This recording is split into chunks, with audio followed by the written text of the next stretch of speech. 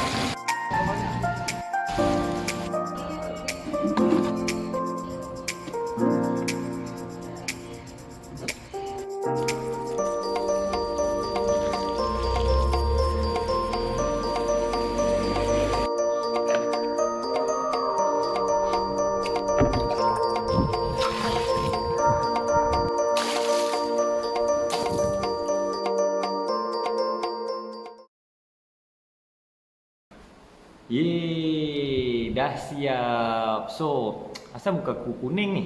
Sabar jap. Dah siap. Okey, kita punya rain saver system dah siap. Kita tadah air. So, air tu banyak boleh guna buat siram pokok, boleh basuh kereta, boleh cuci lantai rumah apa benda. Basuh kasut pun boleh. Tapi kalau korang lebih kreatif kan, dalam salur tu ke ataupun bawah dia tu sambung dengan buatlah filter air untuk dapatkan air yang bersih. Batu kerikil boleh letak, pasir-pasir halus, so kita menghasilkan air jernih. So air jernih tu boleh buat ambil air sembahyang, boleh buat mandi. So harap-haraplah video ni dapat bagi idea ataupun semangat untuk korang DIY something. Jangan lupa subscribe. Terima kasih kerana menonton. Assalamualaikum.